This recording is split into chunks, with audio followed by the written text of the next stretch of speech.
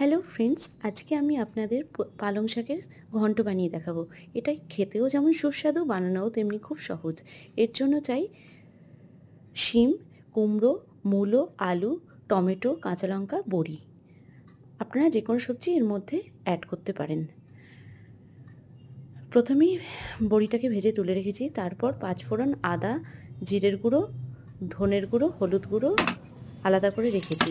তেল গরম করে পাঁচফোড়ন দিয়ে এর মধ্যে সমস্ত সবজি দিয়ে তারপরে স্বাদ মতন নুন দিয়ে দিলাম।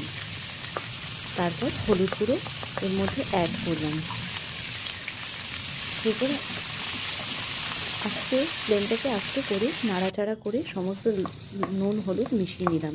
তারপর জিরের গুঁড়ো, ধনের গুঁড়ো, আদা বাটা, কাঁচা লঙ্কা এর মধ্যে অ্যাড করে দিলাম।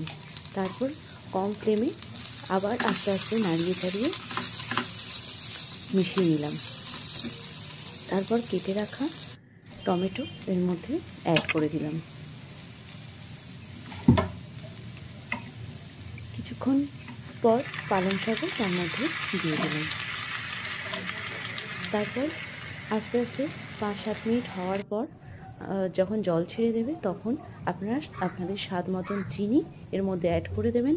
আর নামানোর আগে ধনেপাতা ছড়িয়ে বড়ি মিশিয়ে 5 মিনিট ফুটিয়ে নামিয়ে নেবেন। দেখবেন খেতেও যেমন সুস্বাদু লাগবে, বানানোও তেমনি ইজি হবে। কে কে বানিয়েছেন জানাবেন কমেন্ট করে।